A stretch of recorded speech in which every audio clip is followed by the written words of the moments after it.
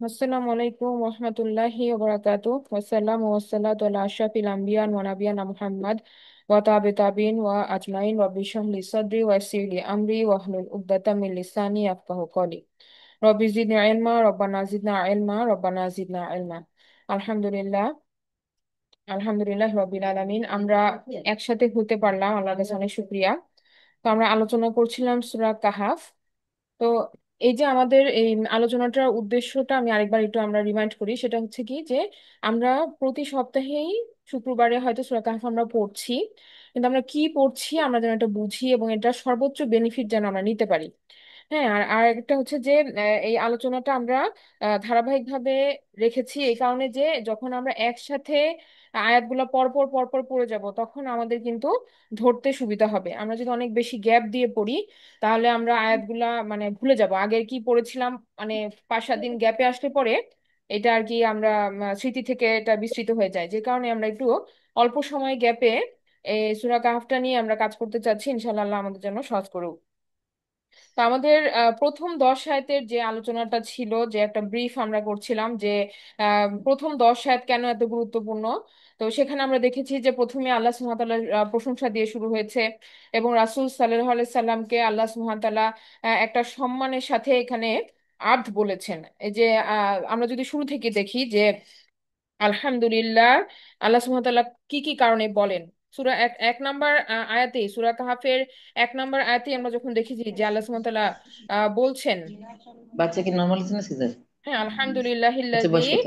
আনজালা আলা আবদিহিল কিতাবা ওয়া লাম ইয়াজআল লাহু ইওয়াজা।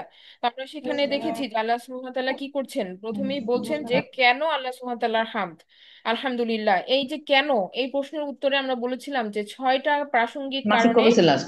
আল কোরআনে দেখা যাচ্ছে যে যে সূরা কাহাফে যেভাবে 6টা কারণ উল্লেখিত হয়েছে, একইভাবে নাম পুরা বুঝিনি, কোরআনে নাম নাম বলো। 6টা প্রসঙ্গের মাধ্যমে আমরা দেখি যে আলহামদুলিল্লাহ এই কথাটার এই এই ফ্রেজটা আসে। হ্যাঁ, আমরা লাস্টে যেটা আলোচনা করেছিলাম যে কি কি কারণ 6টা, যে আল্লাহ সুবহানাহু ওয়া তাআলার প্রশংসা যখন আমরা করছি, আল্লাহর পরিচিতি যখন আল্লাহ সুবহানাহু ওয়া তাআলা দেন তখন আল্লাহ সুবহানাহু ওয়া তাআলা আলহামদুলিল্লাহ বলে থাকেন। এরপর জান্নাত জাহান্নামের কথা যখন আসে, যুদ্ধের বর্ণনা যখন আসে, অথবা কোনো যুদ্ধ জয়লাভের কথা যখন আসে, তখন আমরা দেখি যে আল্লাহ সুবহানাহু ওয়া তাআলার আল্লাহ সুবহানাহু ওয়া তাআলা আলহামদুলিল্লাহ এই কথাটা দিয়ে আয়াতগুলো শুরু করে থাকেন।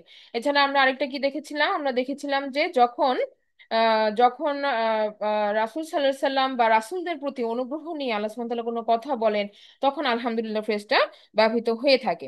তারপর আমরা এখানে দেখেছি যে আল্লাহ সুবহানাহু ওয়া তাআলা কেন রাসূল সাল্লাল্লাহু আলাইহি সাল্লামকে অ্যাড্রেস করলেন শুরুতেই। কারণ আমরা যখন কিতাবে বিশ্বাস করি বা আল্লাহ সুবহানাহু ওয়া তাআলাকে যখন রব হিসাবে বিশ্বাস করি, তখন একই সাথে কিন্তু আমাদেরকে কি কি বিশ্বাস করতে হবে যে কিতাব কার কাছে আসছে, মেসেঞ্জার।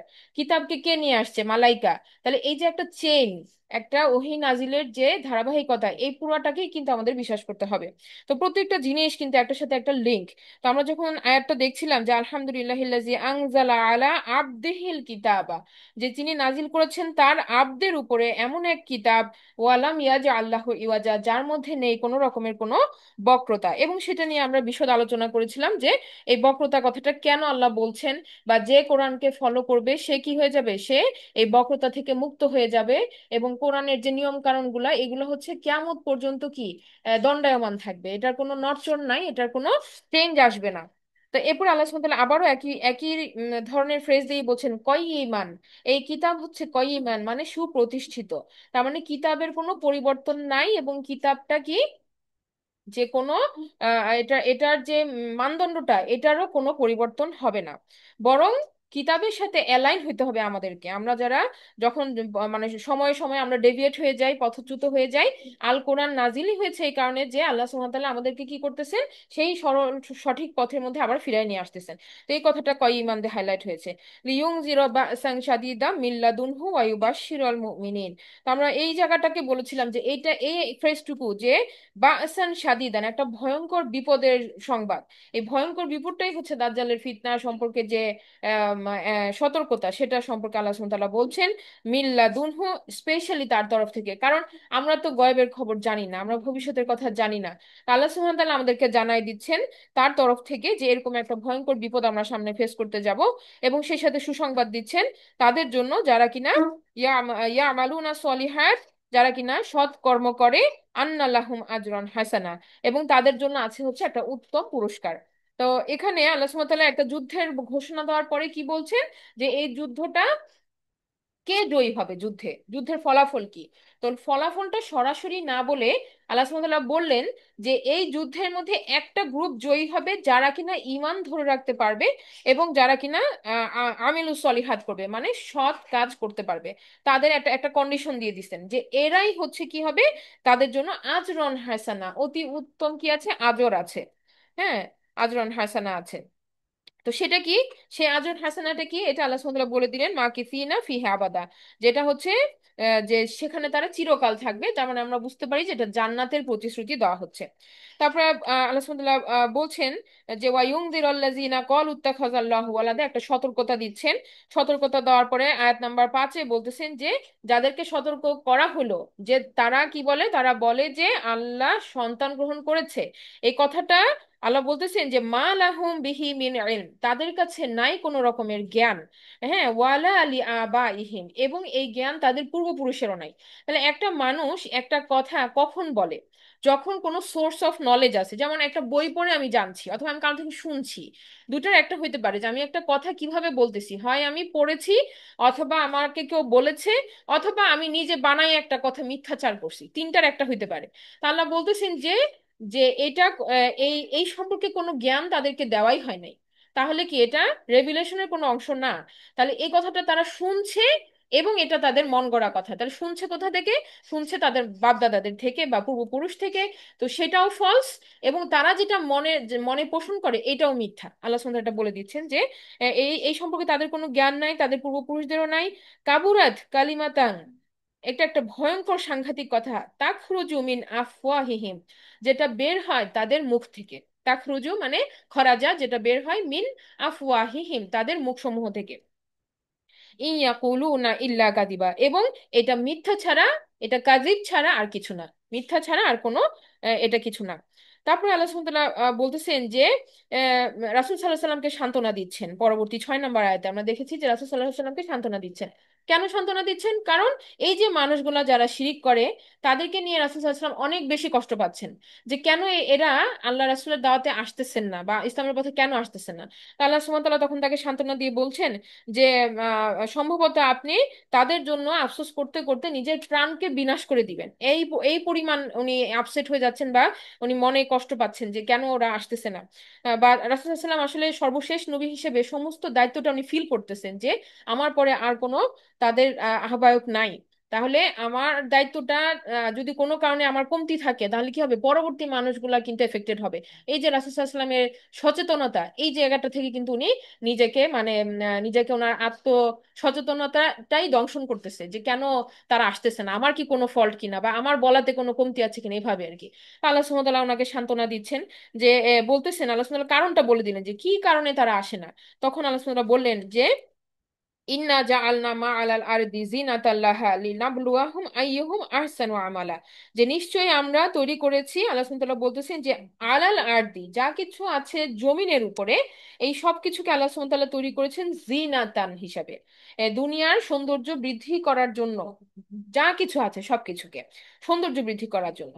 কেন এত সৌন্দর্য, কেন মানুষের এই যে সৌন্দর্যের প্রতি ভালোবাসা এবং এই জিনিসগুলোকে পাওয়ার আকাঙ্ক্ষা, কেন আল্লাহ সুবহানাহু ওয়া তাআলা বলতেছেন যে লিনাম টু আহম, যাতে আমি যাচাই করতে পারি বা আমি পরীক্ষা করতে পারি, আইয়ুহুম আহসানু আমালা, তোমাদের মধ্যে কে কর্মে উত্তম, এটা তিনি যাচাই করে দেখতে চাচ্ছেন। তাহলে আল্লাহ সুবহানাহু ওয়া তাআলা রিজনটা বলে দিলেন, এবং এই সমস্ত জিনিস তৈরির উদ্দেশ্যটাও বলে দিলেন।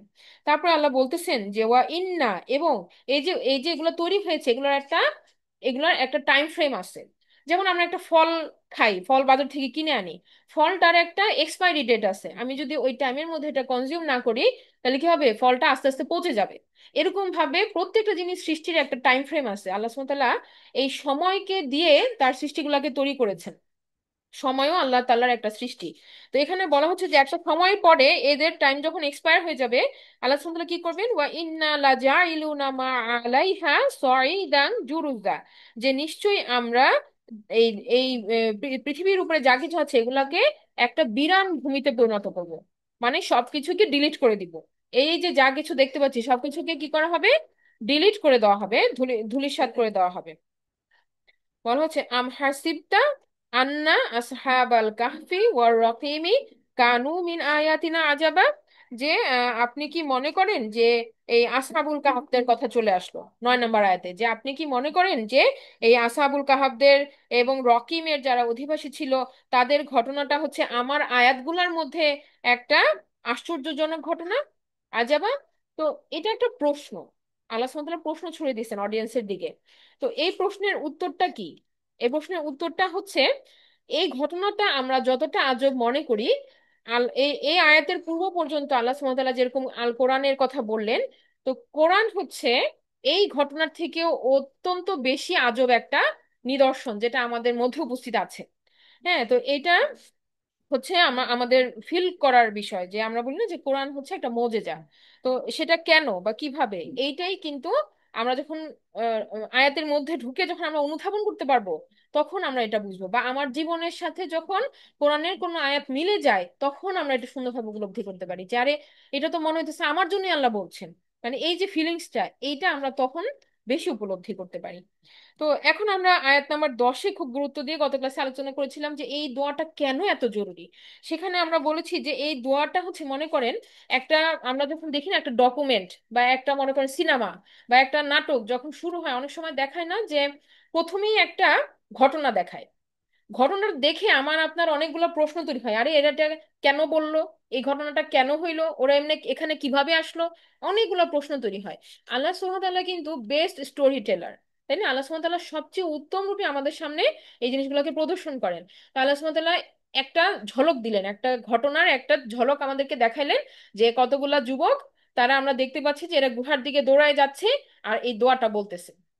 তো এটা দেখার পরে শোনার পরে আমাদের অনেক আগ্রহ তৈরি হলো, যারে এই যুবকেরা কেন গুহায় যাচ্ছে, বা এই যুবকরা এই দোয়াটা কেন করলো, বা এই ঘটনার আগে কি আর পরে কি। এই যে প্রশ্নগুলা, এগুলো আস্তে আস্তে আস্তে আল্লাহ সুবহানাহু ওয়া তাআলা রিভিল করবেন। যেমন ওই যে একটা সিন দেখানোর পরে মনে করেন তারপরে আমাদেরকে আবার কিন্তু ব্যাক ফ্ল্যাশে নিয়ে যায়, নিয়ে যে ঘটনা শুরু করে। এভাবে আল্লাহ সুবহানাহু ওয়া তাআলা প্রথমে একটা হাইলাইট দিলেন দোয়াটা দিয়ে, তারপর আস্তে আস্তে আমাদেরকে স্টোরিটা রিভিল করে করে দেখাবেন যে কিভাবে এটা আসতেছে। তো আমরা লাস্ট ক্লাসে যেটা বলছিলাম যে এটা একটা ব্যাকগ্রাউন্ড আছে।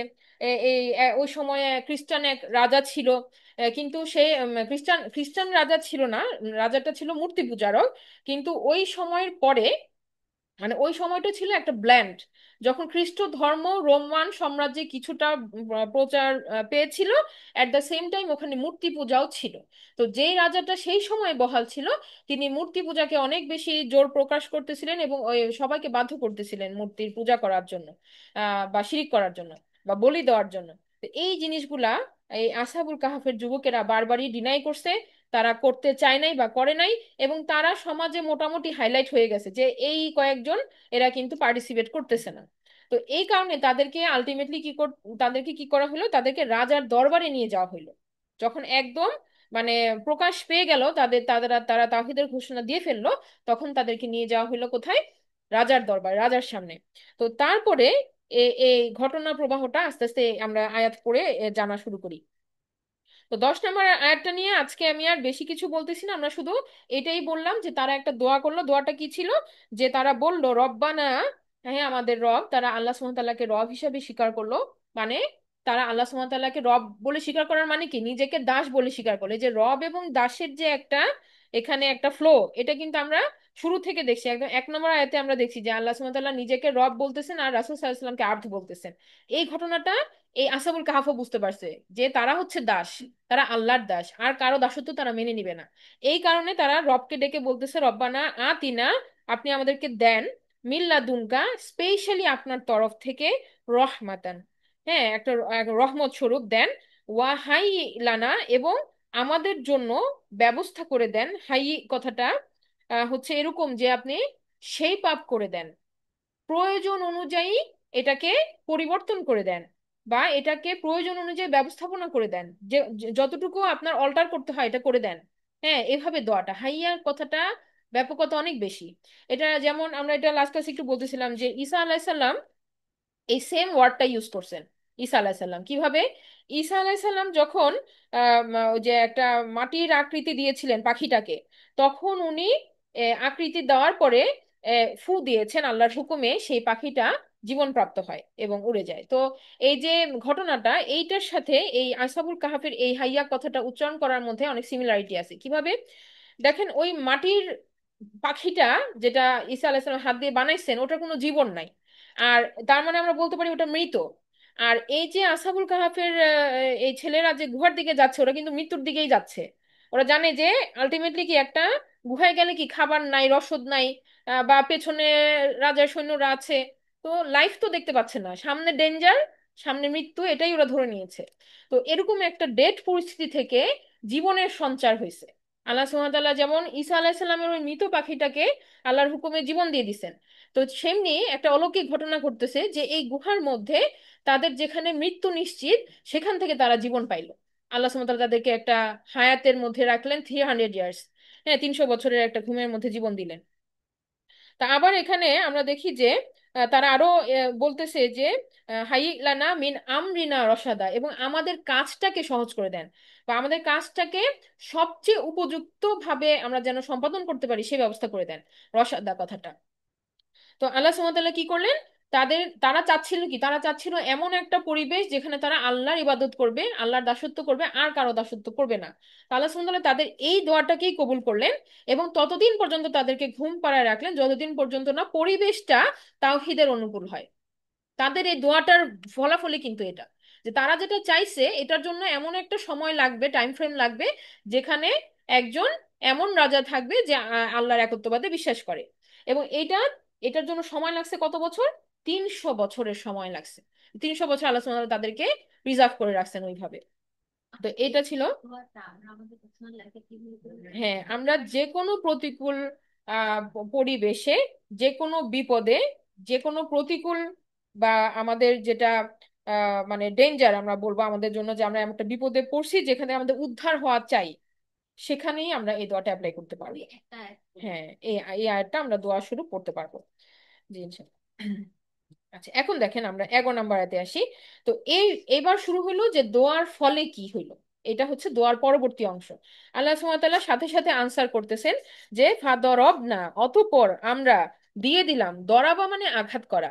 তো এখন আল্লাহ বলতেছেন যে আমরা আঘাত করলাম আলা আযানিহিম, তাদের কানের উপরে, ফিল কাহাফে, ওই গুহার মধ্যে, সিনিনা আদাদা, বেশ কিছু বছর। সিনিনা আদাদা, বেশ কিছু বছর।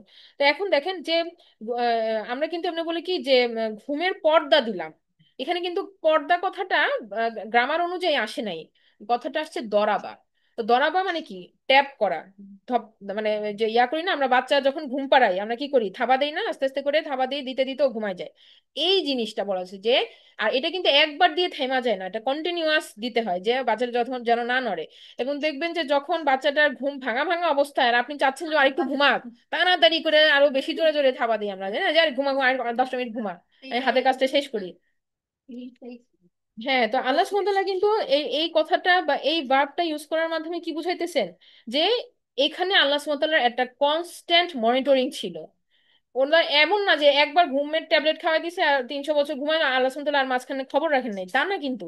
কন্টিনিউয়াস মাটা যেরকম পাশে থেকে বাচ্চাটাকে ঘুম পাড়ায় রাখে, যে কোনোভাবে যেন না নড়ে, ওর কানে যেন কোনো শব্দ না যায়, যেই একটা জোরে আওয়াজ করলে একটা ধমক দেয়, আরে কেন আওয়াজ করতেছে, এখন ঘুমাইছে। এই যে এরকম আল্লাহ সুবহানাহু ওয়া তাআলা ওদেরকে এইভাবে যত্ন করে কন্টিনিউয়াস এভাবে রাখা করেছেন, কানের মধ্যে যেন কোনো আওয়াজ না আসে, কোনো আওয়াজ না আসে, এইভাবে করে রাখছেন। আলা আদানিহিম, তাদের কানের মধ্যে, ফিল কাহফি, ওই গুহার মধ্যে, সিনিনা আদাদা। এখন আপনি বলতে পারেন যে এরকম করে ঘুম পাড়ায় রাখাটা কিন্তু ডিফিকাল্ট, ঘুম পাড়ায় রাখাটা কিন্তু বেশিক্ষণ রাখা যায় না। হ্যাঁ, মানে উঠে যাওয়ার একটা প্রবণতা। কিন্তু সেখানে আল্লাহ বলতেছেন যে it was not for 1 day, not 30 day, not 12 month, এটা কতদিন ছিল, এটা 1 বছরও না। আমরা 1 বছরই তো ভাবতে পারি না যে 1 বছর এরকম প্রিজার্ভে থাকবে, বডিটার কি অবস্থা হবে। সেখানে আল্লাহ বলতেছেন সিনি না আদাদা, মাল্টিপল ইয়ার্স। এবং এই সিনিনা কথাটা সাধারণত বহু সংখ্যক বছর বলার জন্য ব্যবহৃত হয়ে থাকে। এছাড়াও আরেকটা শব্দ আছে হিজাজ, হিজাজও বছরের জন্য ব্যবহৃত হয়ে থাকে। সেটা মুসা আলাহিসাল্লামের জন্য আল্লাহ সুবহানাহু ওয়া তাআলা ব্যবহার করছিলেন।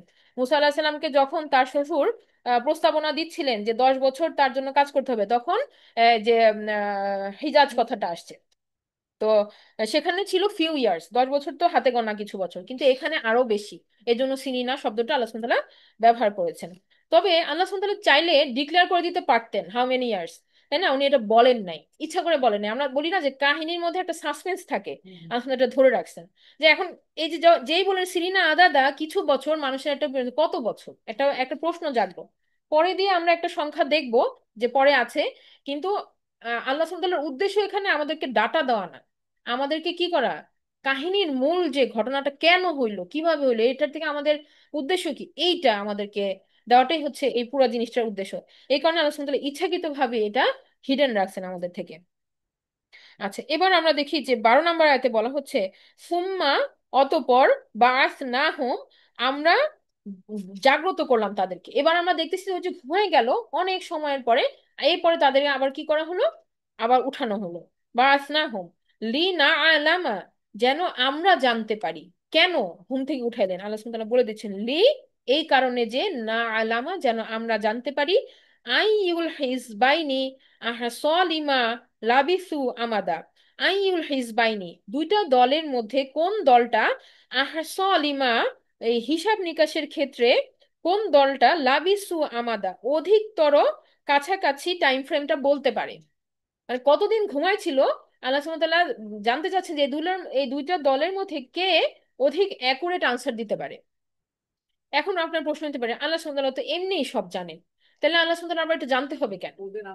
হ্যাঁ, আল্লাহ সুবহানাহু ওয়া তাআলা দেখতে যাচ্ছেন যে ওরা কি বলে। এই যে যুবকেরা, এই যুবকদের মানে ব্যাপারটাই হচ্ছে আল্লাহ সুবহানাহু ওয়া তাআলার কাছে অনেক বেশি পছন্দনীয়।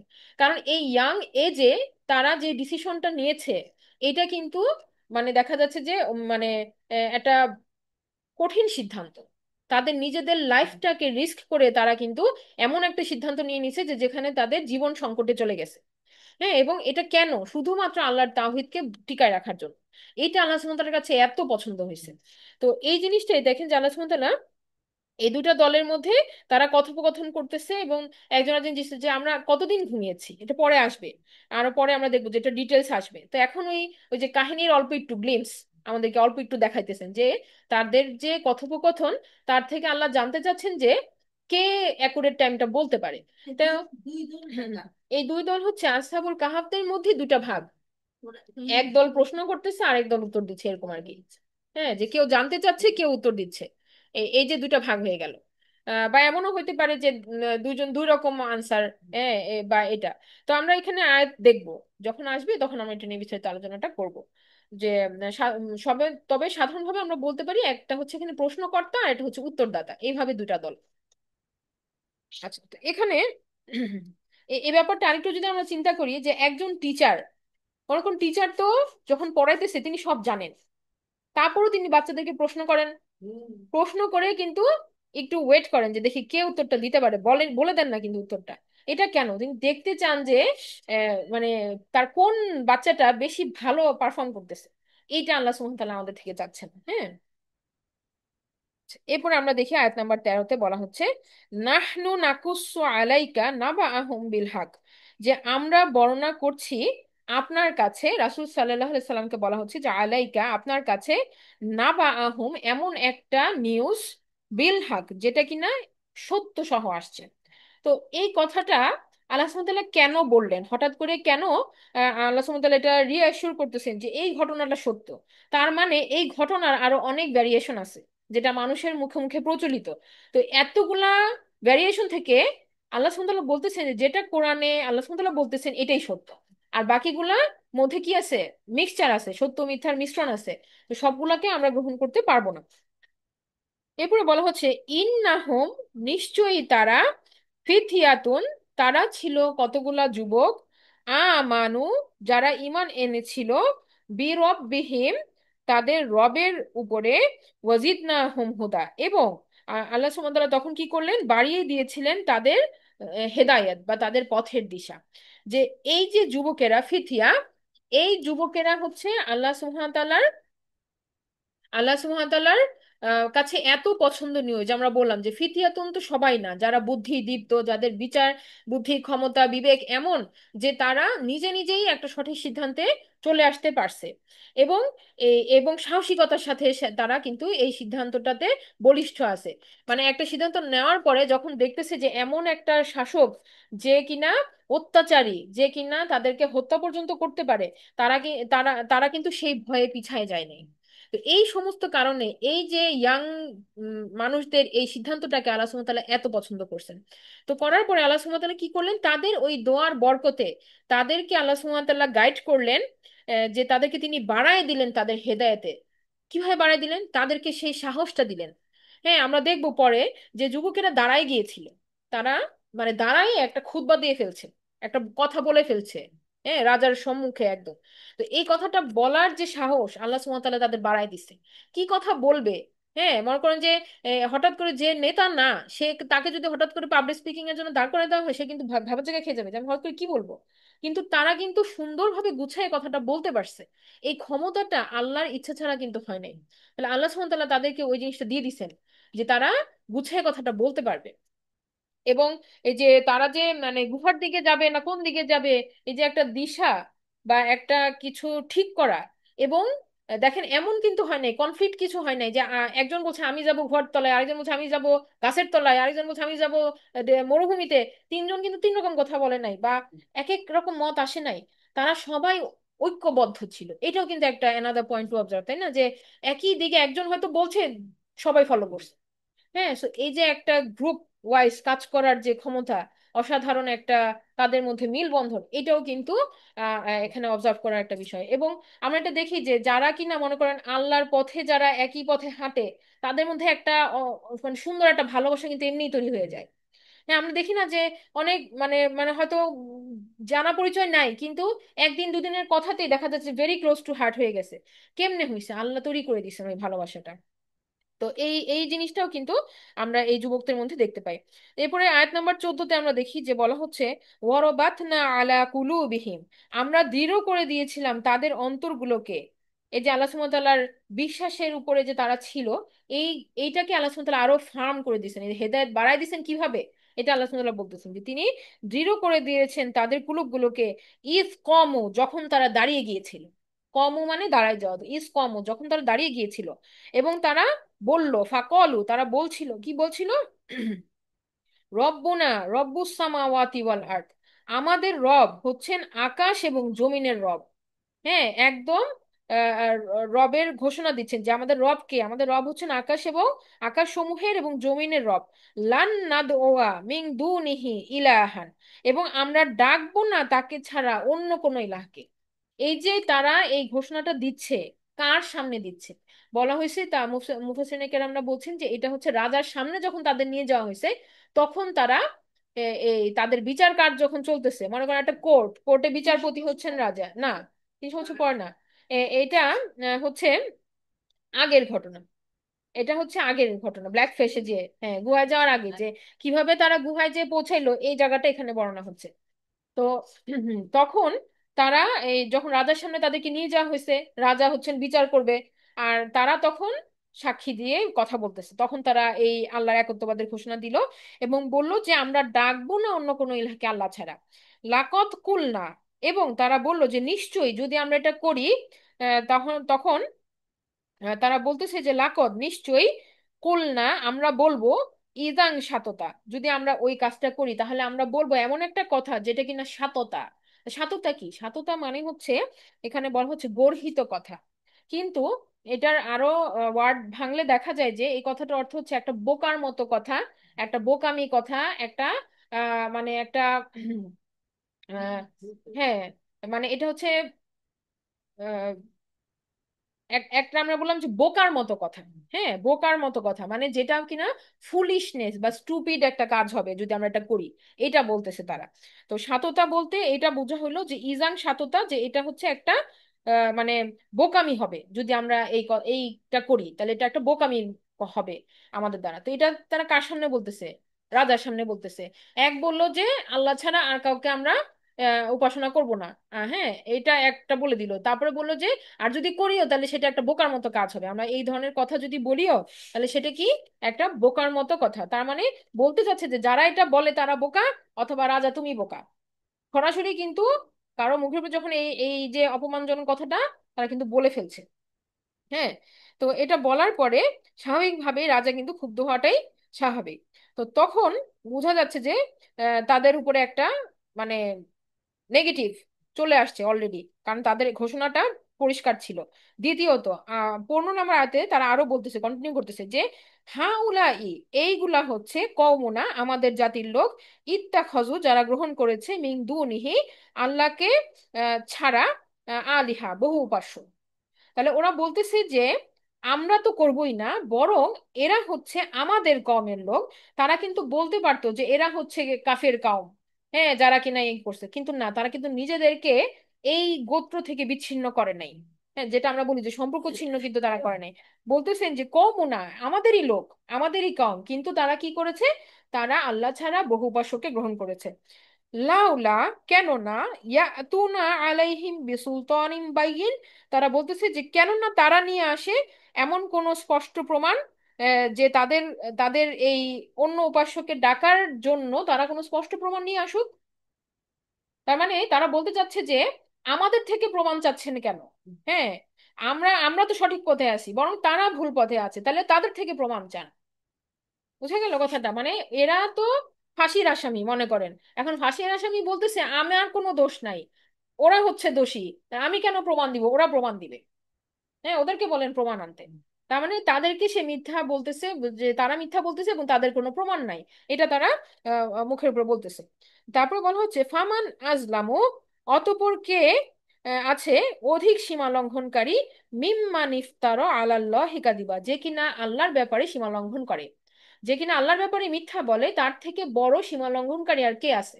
তারা তারা উল্টা তারা এই প্রশ্নটা ওই অপোজিশনকে ছড়ে দিচ্ছে। হ্যাঁ, তো এটা এটা তারা বলল। তো এটাও আমরা বুঝতে পারি যে রাজার সামনের কথোপকথনের মধ্যে পড়তেছে।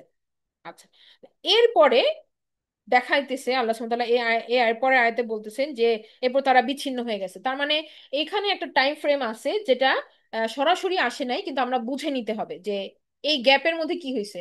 এই গ্যাপের মধ্যে তারা পলায়ন করেছে।